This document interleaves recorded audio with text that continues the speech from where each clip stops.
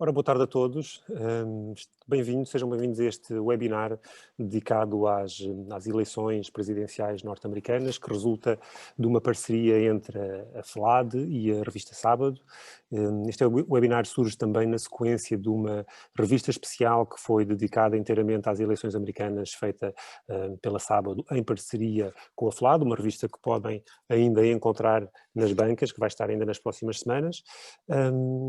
E surge também no seguimento já de uma iniciativa que foi feita há 4 anos, com uma direção diferente da SÁBADO, uma direção diferente da FLAD, que é sempre salutar, mostrar que estas iniciativas perduram no tempo, para além das pessoas que estão à frente das instituições, e que foi uma iniciativa também há 4 anos muito bem sucedida e muito bem acolhida pelos leitores da SÁBADO e também pelas pessoas que estavam então à frente da FLAD, e julgo que desta vez também foi um resultado bem sucedido e que toda a gente tem ficado muito satisfeita com o resultado final da revista. E temos também aqui, para dar também aqui uma palavra, a Presidente da Fundação Luso-americana para o Desenvolvimento, a doutora Rita Faden, que seja bem-vinda e obrigado também por toda esta colaboração que tem sido feita em nome da SÁBADO. Quero prestar-lhe também esse agradecimento institucional e pessoal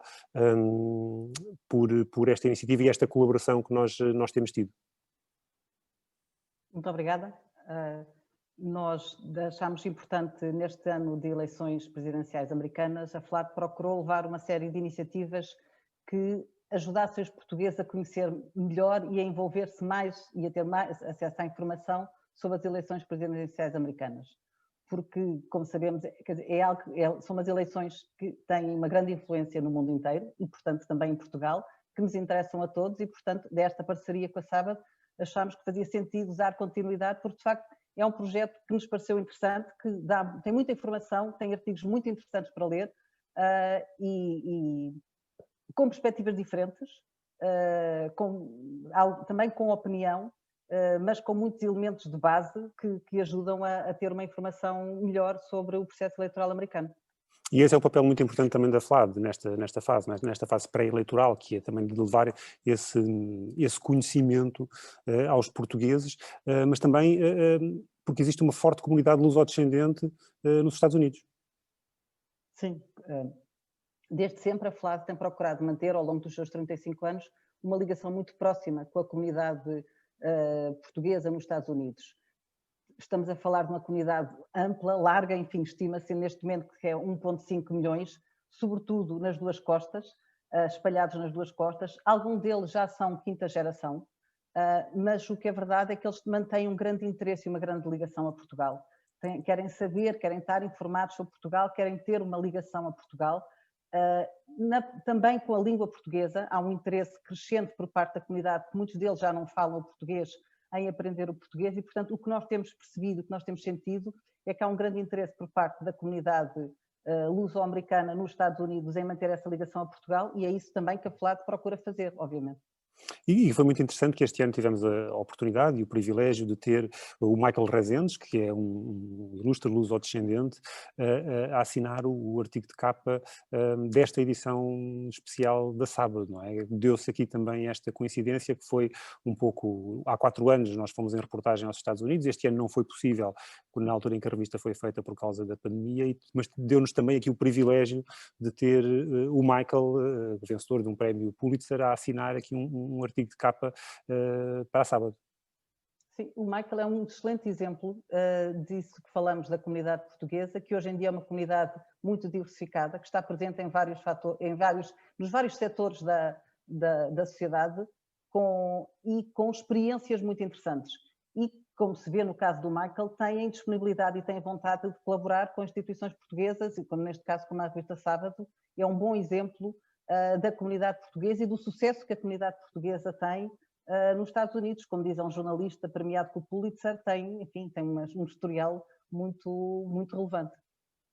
Sim, e que nos deu aqui numa visão muito própria também das eleições americanas. Doutora, muito obrigado também por mais uma vez, por toda a sua colaboração e também por esta participação neste webinar. Muito obrigada.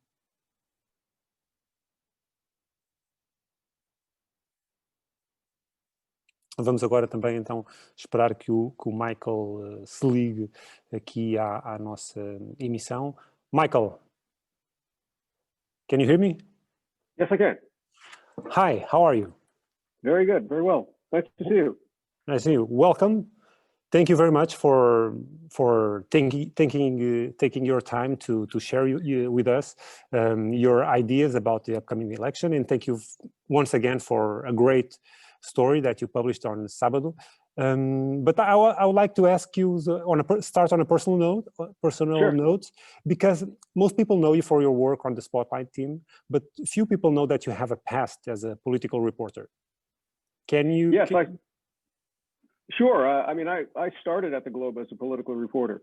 I was hired to be their City Hall bureau chief, and I covered local politics, and I covered state politics, and I covered presidential politics. So I was on the presidential campaign trail a couple of times. So I really was a political reporter. I'd like to think I was a very good one. But I also along the way, I broke a lot of stories. I'm sure you was. And I broke some stories, and so I got invited to be on the Spotlight team, and it turned out to be a very good fit. So I stayed there for many years. But I started as a political reporter, and it's still in my blood. I think it always will be. Yeah, you can notice that, because when going to your story on the cover story for Sábado, when we read about the elections, a lot of people are saying that this election is mostly about the pandemic and the way the United States will deal with it in the future. But in your article, you defined it as a battle for America's soul. What exactly do you mean by that? Well, I think this election is about a lot more than the pandemic. I think in a way it's a battle about the uneven economy in the United States. I think it's also a cultural battle. I really believe that right now there are two Americas, and they're not defined at all by COVID or the coronavirus. You know, they're defined by a different cultural outlook, and they're defined by a different economic outlook. You know, we have a situation here where the economies in the major metropolitan areas, the cities, the areas of the country that are participating in the information economy, these areas have done very, very well economically. There are large parts of the country, sometimes they're pejoratively called the flyover states, the center of the country, off the coast, that have not done well economically since the financial disaster of 2008. These are areas that were once industrial and have been deserted by industry, or they're agricultural areas. And they have not come back since 2008 the way the cities have. And I think in general, those areas, they tend to be whiter, you know, less racially diverse. They tend to be more culturally conservative. They tend to be against abortion rights. They tend to be against same-sex marriage. They have very conservative cultural values that also differentiate them from people on the coast, the coastals, you might call them. So in that sense, I think it's a battle for America's soul. I think also that there are people who don't seem to really be very invested in having a democracy, and might want to be led by, you know, what we used to call a strongman form of government. And then what do you mean by that? Well, I mean that you know, we have a president who has called people like you and I the enemies of the American people. You know, reporters the enemies of the American people. He is someone who has tried to really destroy the credibility of elections, and thereby the democratic process. A lot of people don't seem to mind. You know, the polls show, and have shown consistently throughout Trump's presidency, that there's about 45% of the American electorate that likes him no matter what.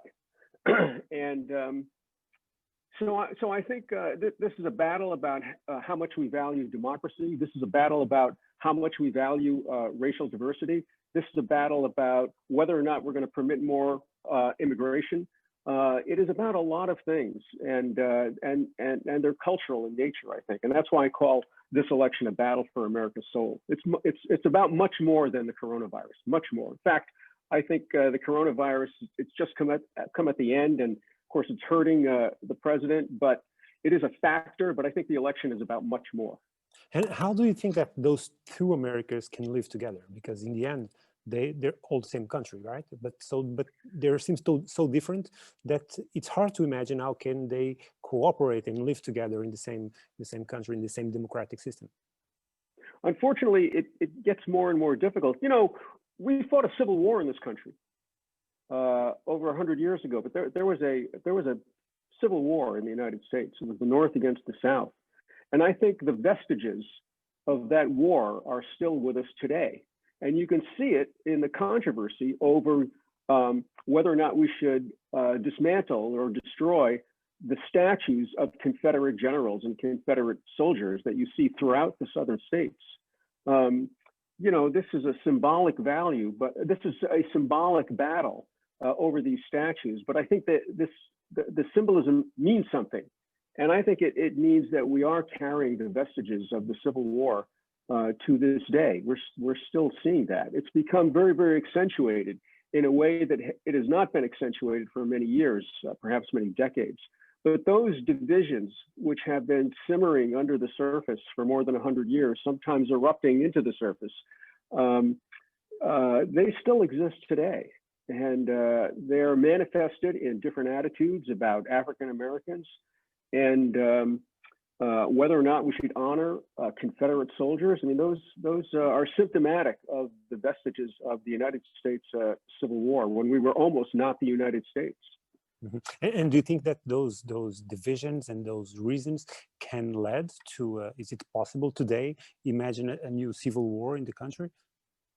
You know, I cannot imagine a new civil war. And, you know, we have to also look at, say, the Obama presidency, which was not very long ago, of course, and it did seem like this was a unified country. I think these divisions were percolating under the surface in a very serious way.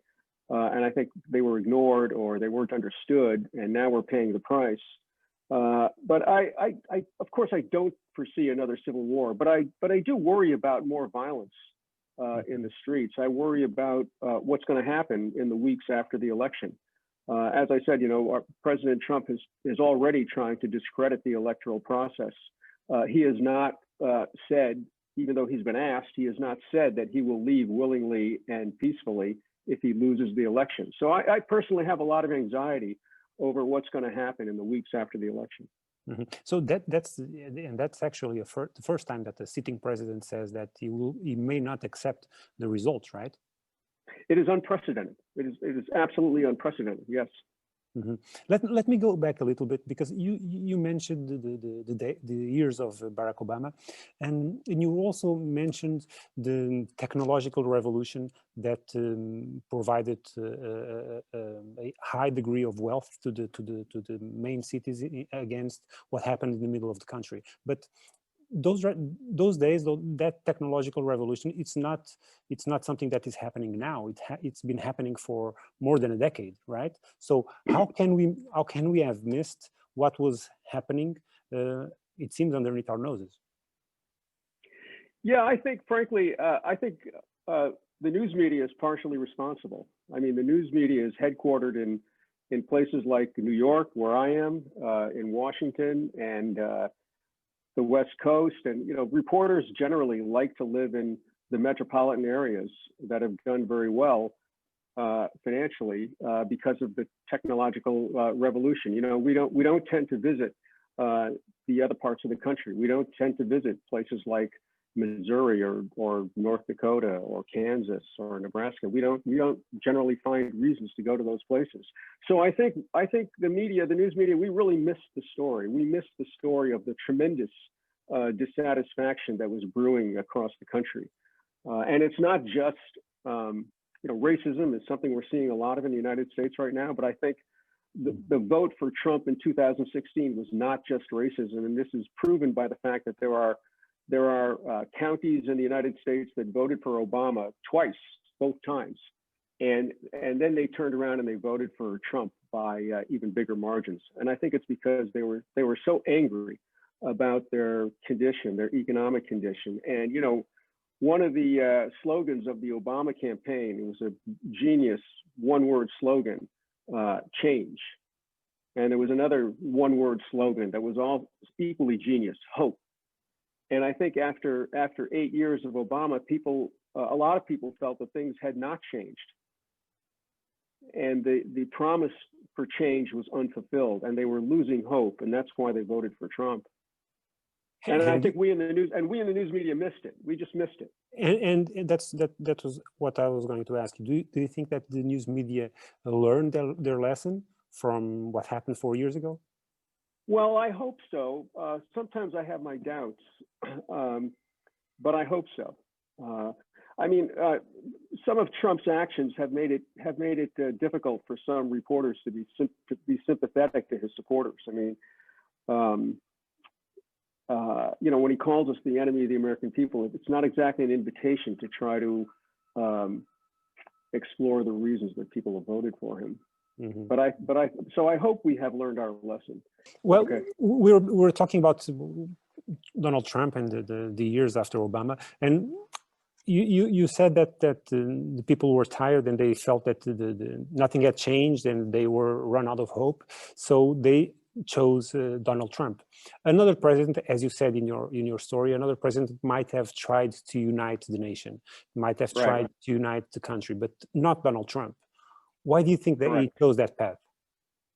Well, this was a great surprise to me because I thought the natural political inclination for any president, I think, would be to bring the country together, not simply because it's the right thing to do, but also to ensure re-election. You know, it's great to have a strong base, but you can't win a presidential election, certainly cannot win the popular vote with 45%. You need more than 50%. Now, Trump was elected president without winning the popular vote. He was elected, you know, and we have this system in America where it's a state-by-state process. We call it the Electoral College. It's fairly complicated, that decides who the president is. So President Trump was able to get elected losing the majority vote. So, you know, that may be why he persisted in playing to his base and really failing and not even trying to unite the country. I mean, he has played to his base consistently throughout his presidency while ignoring the rest of the country. So you probably think that he can do it again? He probably thinks he can do it again. Yes, yes, exactly. Yeah, and at the same time, at the same time that he won the presidency, he took over the Republican Party. I mean, what might be the consequences in the future in the near future for the party after Trump? Because it seems like after him is the void. Yes, I think, frankly, I think this is a disaster for the Republican Party. Trump's victory in the primaries was a hostile takeover of the party, but the Senate, all the Republicans have just fallen in behind him. I think they fear him. Number one, they fear his wrath, they fear his anger, they fear what his opposition will do to them politically. So they have all fallen in line behind him, and I think this is a disaster for the future of the Republican Party because this country is increasingly racially diverse.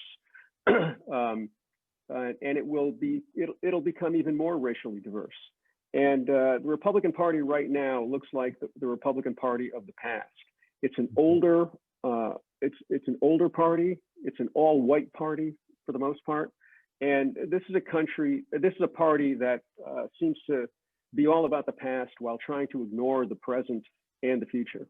Mm-hmm. Well, but the Democratic Party doesn't seem very different because we had in the primaries we have Bernie Sanders and Joe Biden won the nomination, and he has 77 years old and he's been here for decades. It seems like he's here forever. So the Democratic Party in that sense, it's not that different from the Republican Party. Well, I would argue that point because if you go further down in the ranks, it's really a diverse party. And of course, the Democrats have Kamala Harris on the ticket, so and that gives us some diversity. But once you get away from Bernie Sanders and Joe Biden and get into who are the representatives in Congress, who are the people that are active in the state parties, you'll discover a much more diverse party, diverse racially, diverse by gender, and to some extent diverse by political ideology. Mm-hmm. But there are very different ideologies inside the Democratic Party right now, right? Yes, there are severe differences within the Democratic Party that are kind of being papered over right now as the Democrats have come together in order to defeat Donald Trump or try to defeat Donald Trump. So there's a lot of tension within the party, but nobody is really talking about it. None of the Democrats are really talking about it because they want to unite to defeat Donald Trump. Mm-hmm. And do you think that if Joe Biden wins, he will be a one-term president? And in that case, should he state that to the voters? Well, I don't know that it'll be a one-term president. Not necessarily. I mean, you know, he's fairly elderly, and in that sense, it might be a one-term presidency. But you know, he could easily serve 2 terms. I think we'll have to see. I don't think that's a foregone conclusion. We'll have to see about that. Okay. And speaking about the campaign, do you notice any differences between the Trump campaign 4 years ago and the current one? Well, I do, and a lot of that is because of COVID and the coronavirus. You know, 4 years ago, what defined the Trump campaign were these huge, boisterous rallies that he had in every state, everywhere he went. And those rallies there are fewer of them, and they're kind of a shadow of what they were 4 years ago by necessity because of the coronavirus. So I would say that's the biggest difference in the Trump campaign, just the absence of so many well-attended rallies filled with enthusiastic people. You're just not seeing that right now. But contrary to what is a common opinion, his campaign was not only insults, right? He speaks about concrete questions. He speaks about unemployment. He speaks about climate change. He speaks about free trade agreements. And I mean, he promises to the people that America will win again. So do you think that message continues to resonate with his audience? I think it does. Yes, I think that message does resonate with his audience. I think his base is very, very enthusiastic in their support for him. Very enthusiastic. I think Trump's base is more enthusiastic than Biden's base, if Biden even has a base. Trump is beloved by his supporters. Beloved. They are steadfast behind him. Mm-hmm.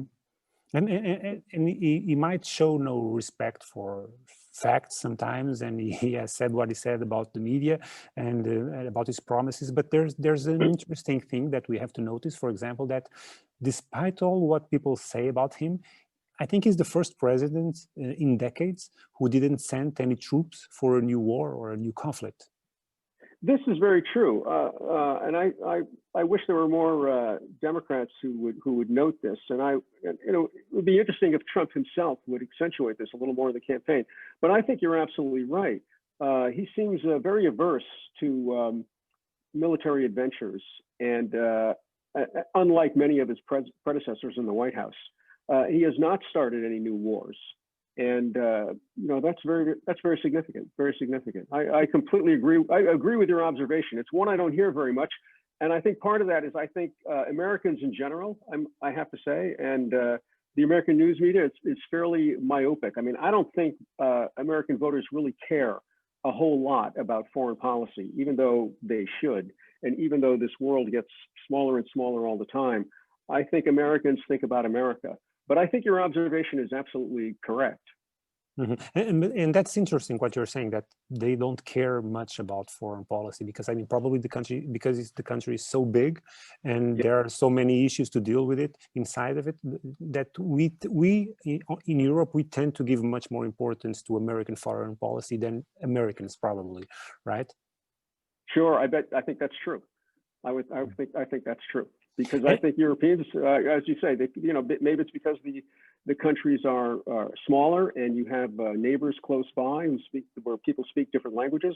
I think Europeans have a greater consciousness when it comes to foreign affairs than Americans. Mm-hmm. And all polls are giving Joe Biden a comfortable lead a few days from the election. But as you said, Trump remains very competitive, right? Despite all that happened in the last few months. Do you think that without the pandemic, he would have his re-election assured? Well, who can say? I don't really know. I would say no. I don't believe that. I think his victory in the states that put him over the top was very, very narrow. You know, you take a look at the three most important states in the last election were Pennsylvania, Michigan, and Wisconsin. Those are traditionally Democratic states that voted Republican and allowed Trump to claim a victory in the Electoral College. Trump's margin in those three states was razor thin. So I think this election would be competitive in any event. And there's the question about the mail-in ballots, right? And in which Trump attempted to cast doubt on the legitimacy of the results. What do you think about that? I mean, can you tell me a little bit more about this process, about how does it works? Because it's very different from what we have here. Well, we've had mail-in voting for a long time in this country. And the fact is, and this is the fact, is that there's never been a problem with it. Okay, there have been some minor glitches here and there that you could find, but generally speaking, this is a process that's worked very well. And when Trump tries to delegitimize the election by delegitimizing mail-in balloting, to me, he's talking like a man who believes he's going to lose. Why else would he be trying to discredit the election beforehand in a way that is not accurate, in a way that is not factual? We have a different situation this year because of the coronavirus. We have millions of people who are participating in mail-in balloting, many millions more than ever have in the past. So there's no doubt in my mind whatsoever that there is going to be a delay in counting the vote this time. For instance, in the all-important state of Pennsylvania, we might not know the results of the election for 4 or 5 days, or maybe even a week. And there are several other states where that might happen. Because of the tremendous increase in mail-in balloting, and also in certain states, the law prevents officials from beginning to count the ballots until election day. So all these ballots are piling up and piling up and piling up, and nobody is counting them, not because they're being negligent, but because the law doesn't allow them to start counting until election day. And the law that governs when these mail-in ballots will be counted differs state by state. So even though there's very little evidence of fraud with regard to mail-in balloting, we are going to have a situation this year, I think, when the results are delayed because there are just so many people participating in the election in that way. Yeah. And so probably next Tuesday, we won't have a president for the United States. It's possible that we will not. Yes, it's possible we will not. I mean, it could be. I mean, if there's if one candidate wins by a landslide in several states, there's an outside chance we will have a president by Wednesday morning, but I tend to doubt it. In your article, there was a part to which I liked a lot, in which you compared the Trump victory 4 years ago to the one of George H.W. Bush against Michael Dukakis, in which the Bush victory was partly due to a series of unusual harsh attacks by the Bush campaign. So, but no candidate has used such aggressive rhetoric as Donald Trump. Can we expect a surprise or any harsh attacks more than usual in these last few days of the campaign? Well, sure. I mean, we get so many harsh attacks from the president that it's almost become normal. I mean, we don't even notice them. But just his nickname for Biden, Sleepy Joe, that's the kind of thing we've never heard before in presidential elections. Ridiculing your opponent. There was a Republican rally in Florida where the U.S. senator was ridiculing Kamala Harris's name, purposely mispronouncing it. And so, sure, Trump makes harsh attacks pretty much every time he campaigns. It's his style. I don't know if he knows how to campaign in any other way. Yeah, and that's probably one of the reasons why his base loves him. Yes, they do love that. They love that he's combative. They love that he's angry because it's a reflection of how they feel. His base is angry. And so when Trump goes on the attack, they like that. They cheer him on. So we're having some questions from the audience. Okay. Okay, let me just start let's start from Inês Felgueiras asked a question. What do you think that will happen on the international stage in terms of foreign policy if Donald Trump is reelected?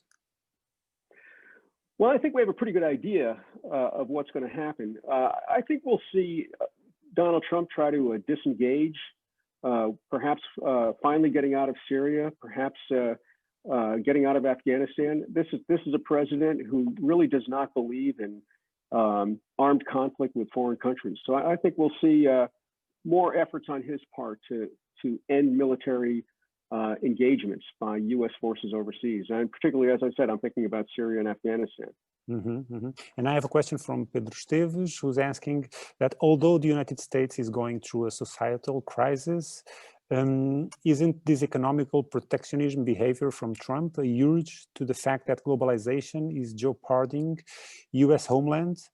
That as an interaction fact, the lowering the general well-being condition of society, does all the commotion going on?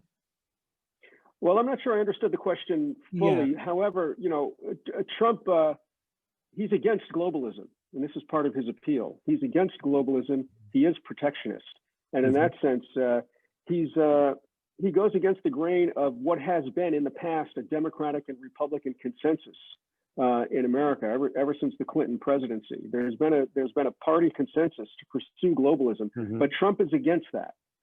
He is a protectionist, and so we will see more of that for sure if he is reelected. We have a question also about the Supreme Court. That what can we expect from this new conservative composition of the Supreme Court? Well, we can expect a lot of conservative votes, I think. You know, one question that a lot of people have about the Supreme Court is there's nothing that says it has to remain at 9, and it hasn't always been at 9. So there is a possibility that if Joe Biden is elected president, that he would seek to enlarge the number of Supreme Court justices so that it's not such a lopsided conservative majority. That's a possibility. If we stay with 9 justices, we're going to have a lot of conservative decisions, clearly. Abortion rights, for instance, may be affected. Obamacare may be affected. All of these things are in the balance, for sure. We have here an interesting question from Joan Hoffman, actually. She's asking, what can the Democratic Party do, if elected, to avoid the sense of disenchantment and the unfulfilled promise of change that ensued after the Obama presidency? We spoke about this after a little bit. Yes. Well, I think this is critical. I mean, Joe Biden has said that if elected, he'll try to unite the country, and I think he will have to address the very real economic concerns of Trump's supporters in the parts of the country I mentioned where Trump's support is so great. You know, in the Midwest, in the mountain states, in the plain states, in the South, all the areas that have not recovered fully since the economic collapse of 2008. He's really got to direct his attention to these areas and do something to improve job prospects for the people living in these areas. He can't ignore them. Obama seemed to ignore them, and the Democratic Party has paid the price. So Joe Biden would definitely have to address himself to this economic plight of these areas. And Paul Ramos here is asking about the anti-Trump sentiment. I guess he's asking what will be the influence in mobilization of the electorate. Well, that's what's mobilizing the Democrats right now. I mean, we were talking a moment ago about all the divisions within the Democratic Party, and they are very real and they're serious. What's uniting the Democrats is their opposition to Trump. So it is the antipathy toward Trump that is uniting Democrats and motivating them to mail in so many ballots right now. And what do you think will happen on the election day? I mean, because as you said, the Trump base is much more supportive and probably they will go to the polls in much larger numbers than the Democrats will.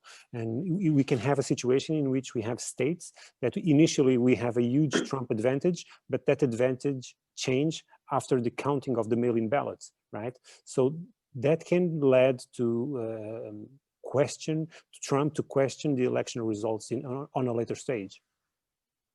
Yes, it can, and we'll just have to see how close the election is. I mean, if it's close, I'm sure Trump will say the results are not legitimate. If it's not close, he'll probably still say the results are not legitimate, but I don't think he'll have much sway in that argument. You know, something that's developed in the last few weeks that I'm looking at very seriously is that Yes, the margin, Biden's margin in the polls in the crucial battleground states is much closer than the popular vote. However, it's become clear that several more states are now considered battleground states. I mean, the election is close in several states that previously were taken for granted as Republican. For instance, the race seems very, very close in Georgia, seems very, very close in Arizona. It even seems close in Texas, which is, it's incredible, and yet it makes some sense. You know, Texas has been in the Republican column for many, many years. It's considered solidly Republican, but it's also a state that's changed a lot demographically. You know, there are many, many more Latinos living in Texas than ever before. And you know, it has some economic centers here that are participating in this technological boom. So Texas is also it's a very, very important state because there's so many electoral votes. Because it has a high population, so many people live there. It has a very high number of electoral votes. I think it's 38, one of the highest, maybe second only to California, I think. Mm-hmm. So it's a huge state, and if Biden were to win Texas, I mean, then the election would essentially be over. If he would take all the states that Hillary Clinton won in 2016 and win Texas, take Texas from the Republicans, I mean, I'd have to do the math, but that would put him over the top or very close to the top. That's very interesting, because you mentioned that the tech revolution changed the state demographically, right? So yeah, what the tech revolution also did was that some of the areas on the main cities have become extremely expensive for the middle class, and there's a huge migration from those people who used to live on the cities to other states, to different states. So they're becoming more diverse. Some states that used to be Republican or more conservative, they're becoming more diverse, and they're changing demographically also, right? Yes, that's true. That's true. That's true. You know, you have, you know, look at Washington, D.C., for example. You know, the migration of middle-class people from Washington into Virginia has really changed the demographics of Virginia. You know, Virginia used to be reliably Republican, and now it's almost reliably Democrat. Mm-hmm. So that's one huge example of the phenomenon that you're talking about. We have here another question from Carla Farinha, and she's asking if you think that the electoral system in America should change, or if it's still effective, because, I mean, obviously when it was created, it was a long time ago, the situation was very different. Well, it's an interesting question, and I guess I have a divided mind about it. I mean, I remember being a youngster and finally understanding that it was not majority rule. You know, we didn't select our president by majority rule, and it struck me as very unfair and like a grave injustice. This was pointed out to me when I was in grade school. You know, but I just didn't understand how that could possibly be. It seemed so unfair. But now the reality is that if we went to a popular vote, then pretty much New York and California would determine who the president is every time, and nobody else's vote in other states would really matter very much, just because so many people live on the East and West Coast. Nobody else would ever have any say. So that's the other side of it. And this reality, this exists because, as you said earlier, this is such a big country. And it's difficult it's a big country filled with a lot of different kinds of people. And it's very difficult to devise a system where everyone has a say. And I would like to see some alternatives to the system we have today, but I have not seen one that I think would work better. Mm-hmm. Yeah, that's. In other words, how do you, if we decided the president by popular vote, essentially on a geographic basis, 2/3 of the country would never have any say in who's the president, in choosing the president. So that seems also unjust. Yeah, there's no perfect system, right? I don't think so. At least not in a country this big and this diverse. Mm-hmm, mm-hmm. Here, there's a question here from Donald Gonçalves. I don't know if he's in the United States or not, but he's asking about how do you, to the Portuguese community, that he's saying that it seems to be pretty diverse in the voting bloc. And where do you see their support in this race? And how would you classify the community overall? Well, to my knowledge, Portuguese people in the United States have been pretty solidly Democratic. Whether on the East Coast, I mean, my family was in Massachusetts, Fall River, Massachusetts, and you know, these were folks who were very committed to unions. You know, they all worked in the textile mills, and they were all union members. And so, for that reason, I think they've always supported Democrats. And in California, there's a large Portuguese population, and I think that they've pretty much been Democrats as well. However, you know, I know that in Fall River, Massachusetts, and New Bedford, there's the same kind of economic dislocation that has occurred in some of the Midwestern cities. I mean, these old textile cities, they've been hit very hard economically, and so I think Trump has had some support in the Portuguese community for sure, largely for the same reason that he's had support in other areas where industrial jobs have disappeared. Not to speak about the most famous Portuguese descent American, which is Devin Nunes, right? Yeah. Well, that'd be one, yes. Yeah, that would be one, right? So we have here David Pires asking, that's a question that interests to us, about how do you see the future of whistleblowers such as Edward Snowden and Julian Assange, either with Trump or Biden? Well, I think we're going to have more whistleblowers, and I welcome them. I think, you know, we need whistleblowers to help us hold government accountable. You know, we learn things from whistleblowers that we otherwise might not know about. So I think we'll continue to hear from whistleblowers, and as I say, they serve a purpose for sure. Mm-hmm. We have several questions about China, and we have several questions about China, but here's one from Irene Silva.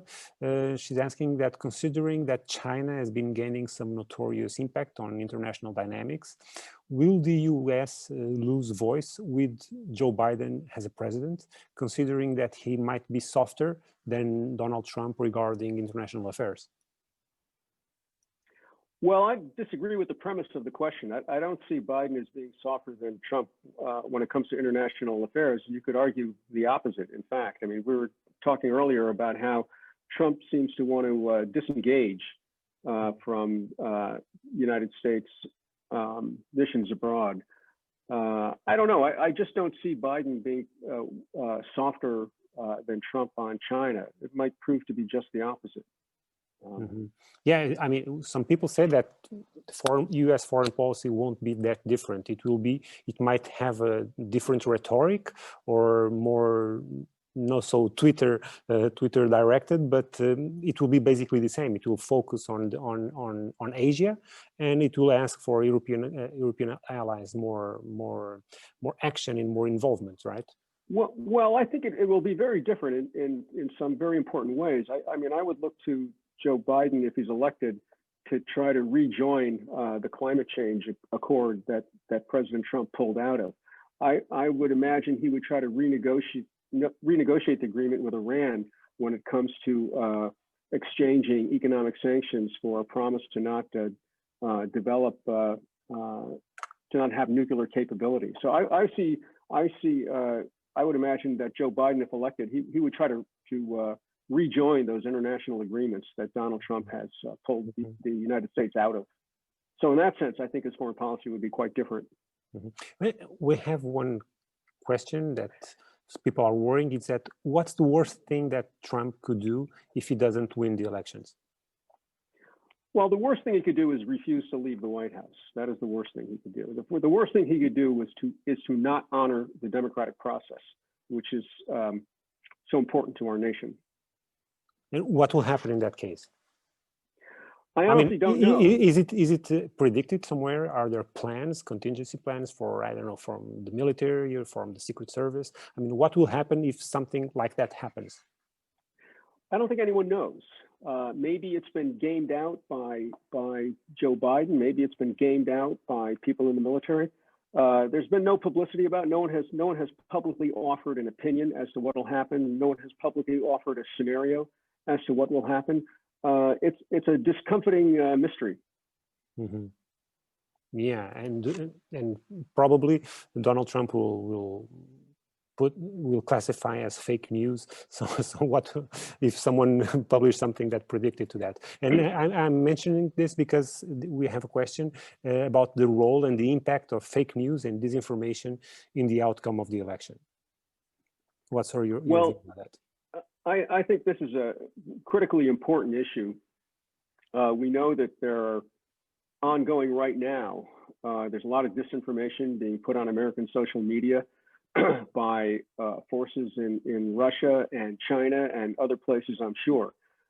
This is a very, very important phenomenon. I mean, the use of disinformation and propaganda to affect the outcome of an election is a bigger and bigger problem all the time. And part of the reason that's a bigger problem all the time is because of the increased use of social media and honestly, the decline of the news media. I mean, most news organizations in America have been completely hollowed out again by the tech revolution. You know, it used to be that people could trust their local newspaper, and now their local newspaper barely exists and can't compete with social media. So folks are relying on social media, and they have not apparently developed the capability to discern what's true and what's not true. So this is a huge problem, and it had a big effect, I believe, on the election in 2016, and I think it's having an effect on the election right now. But it's a reality, and it's a huge problem. Hey, you mentioned Russia and Iran and probably China, but there's also internal movements that they are using fake news to promote one side of the debate. I'm talking specifically about movements like conspiracy movements like QAnon that recently was declared like a terrorist threat by the FBI, and they are spreading more and more news about specifically about Joe Biden's son and conspiracy theories that promote Donald Trump as their hero, right? Yeah, correct. Yeah, it's true. I mean, a lot of the disinformation is originated right here in the United States. Absolutely right. There's no question. And we're knee deep or waist deep in or neck deep in conspiracy theories, and it has a terrible effect on the electorate. It does change some people's minds. There's no doubt about it. Mm-hmm. And what can we do as a journalist? What is our role in terms of fighting this fake news and these conspiracy theories? What can we do when people are looking more and more on social media and they are trusting news sources that are not really trustworthy? Right. Well, of course, our first responsibility is to produce factual news reports, to produce factual stories, to produce stories that are really only and exclusively based in fact, and to support fact-based news in whichever way we can. That's our first responsibility. I think that there has been efforts by Facebook and Twitter to block disinformation, to block certain conspiracy theories. I think it's been very, very ineffectual, but that's basically what's got to happen. I mean, we used to have, there's a federal agency called the FCC, Federal Communication Commission, and they are in charge of regulating the airways. And, they used to be in charge of regulating what could be broadcast on television, for instance. So I think what we're going to have is maybe it's the Federal Communications Commission with a broader mandate to police social media and the kind of information or disinformation that they're putting out there. But I think it's going to take something like a government agency to get in there and regulate social media. I think it's going to have to be regulated. It's the only way I can see to control the torrent of conspiracy theories and disinformation coming out of social media. And that will be a hard thing to do because it will probably enter in conflict with people's rights and people's rights to privacy and people's rights to freedom of expression. It'll be very difficult, and it'll be it's a huge legal thicket, no doubt about it. But we used to have greater regulation of the media, and I just think we have to return to a day when there is greater regulation of social media. Here's some regulation of social media. I can't see any other solution. We are almost in the end, but we have a question here. I think it's very interesting, personally, from Angela Simões. She's asking, what's the likelihood of a third-party candidate will ever win the presidency? Because it seems that most people, she's saying that it seems that most people in America fall somewhere in the middle, and they don't identify with the extremes on either side. So do you think in our lifetime, in the near future, we can see a third-party candidate appear as a credible candidate or a possible presidential candidate? I think the answer to that has to be no. We've had, you know, this is a country where the two-party system dominates, and there's a lot of reason for that. We've had a lot of independent candidates and a lot of third-party candidates. There are some on the ballot this year. There always are.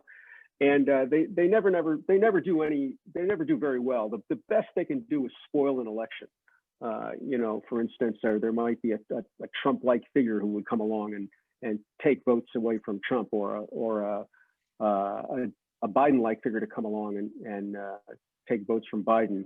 More likely, it would be someone on the far right that would take votes from Trump, or someone on the far left that would take votes from Biden. But they would never win. They would simply, the best they could do was to spoil the chances of a main party candidate. But I can comfortably predict that in my lifetime, we will not have a third party candidate elected president of the United States. We have a question here. It's very interesting, and it's probably based on your experience, because the United States are such a great country, and has so much influence around the world. And the rise of Donald Trump has inspired and emulated other politicians in Europe and elsewhere. So what can we in Europe, or specifically in Portugal, learn to preempt that such a phenomenon like a candidate that like Donald Trump might appear and might win one day the elections in Portugal? Yeah, I think that's a very, very important question, because whoever asked the question, they're correct that Trump is he's an international, he's part of an international phenomenon. There are many national leaders who resemble Donald Trump, whether it's Bolsonaro in Brazil, or Duterte in the Philippines, or Modi in India. I mean, so what we have to ask ourselves, you know, what is the common denominator of these leaders? And I think one of them is it's a reaction to globalism. So I think we have to, in order to prevent, if that's the goal, a candidate like that from getting elected in Portugal or anywhere else, you know, why are these people getting elected all over the world? What's the common denominator? And I think you're going to find, as I said, it's a reaction against globalism. It's a concern about immigration. It's a concern about nationalism. It's a concern about jobs. So I think it's a very, very interesting question, like you said, because this is a global phenomenon. It's not restricted to the United States by any means. So, but what might be the answer? Because we won't stop immigration, we won't stop globalization. We can't, right? We're so economically interdependent from each other, and we have nationalistic movements, of course, and we have to give jobs to the people. So if people have jobs, then people tend to be happy where they live. So what do you think? We should try to pay attention to others that are not properly exactly the ones who are around us, or we have to try to listen better the other, or the people that are different from us? Well, I think listening to people who are different from us, or who have different points of view, is very important. You know, perhaps if globalism is inevitable, well, let's make sure globalism unfolds in a way that is fair. I mean, in the United States, Trump got elected because a lot of people don't feel globalism is fair. They see that they've lost a lot of jobs. They see other countries subsidizing various industries that we have lost. I'm talking about, you know, shipbuilding, for instance, or the steel industry. I mean, these are industries that used to provide very, very reliable jobs and middle-class incomes here in the United States. We've decided we're not going to subsidize those industries, so they disappeared, and now they're strong in nations that do subsidize them. So I think American workers are asking, where's the fairness? Where's the fairness in globalization? So let's look at that. You know, why are people reacting against globalization in the way they are? Does it make them economically worse off? Where are all the profits going? The profits are going to various corporations that are doing very well because of globalism. Are those profits trickling down to people in the way that they should? Well, if they're not, then something should be done about that. Mm-hmm. Yeah, the gulf between rich and poor, rich and poor is bigger and bigger. Bigger and bigger, which is a gigantic problem. So the question is, who benefits? Cui bono? Who benefits from globalism? And then once you understand how globalism works and who benefits from it, then maybe it's possible to address its flaws. And there are a lot of flaws in it. It doesn't have to be inevitable. We were talking about regulation on the internet, on social media. We need some probably regulation on globalism. Well, you know, sure. I mean, you know, a country does not have to join the WTO, the World Trade Organization. You know, it's not mandatory. And as I said, Trump has rewritten the trade agreements. So sure, we're still going to have international trade, but it's going to happen in a different way because those agreements have been rewritten ostensibly to benefit American workers. Whether or not that ends up being true, you know, remains to be seen. But you know, globalism is just not a force that cannot be reckoned with. Mm-hmm. Okay, we have one last question for you, Michael. We heard that we all read that New York Times story about Trump taxes, and that he has like $400 million in debt. Yeah. I mean, for me, that raises a question, which is, what will happen if he gets elected? Because he will have $400 million to pay, and there's a bank that will ask the president of the United States for $400 million. That's one side of the story. And the other one is, how will he pay that if it's not elected? Well, I think, number one, it's true that these debts represent a real conflict of interest for Donald Trump. And they do raise a lot of questions about his ability to conduct foreign policy for this country in an objective way. I mean, those are very real conflicts of interest, and the president of the United States should not have conflicts of interest of that sort. You know, as a practical matter, I would bet a lot of those debts are postponed and rolled over simply because he is the president. It's happened before. I mean, Deutsche Bank has postponed the date of repayment several times, and so my guess is that that's likely to happen. Okay. Well, Michael, thank you very much for this very interesting and very enthusiastic conversation. It was an honor for us to have you writing our cover story for Sábado, and it was an honor to have you here talking with us about giving us your very balanced vision about what is going on in the United States. Well, thank you. It's been an honor to be here, and I appreciate all the questions. And it was great to be on the cover of Sábado magazine. Really a great experience. All right, thank you very much. I know you're learning your Portuguese, so if you want to say goodbye to people, we are going out. So, obrigado a todos pela vossa presença. Tiveram imensas questões, recebemos mais de 30 perguntas.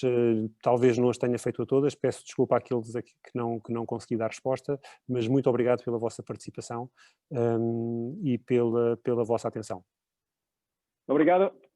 Obrigado. Aos meus amigos. Michael. Okay. Thank you.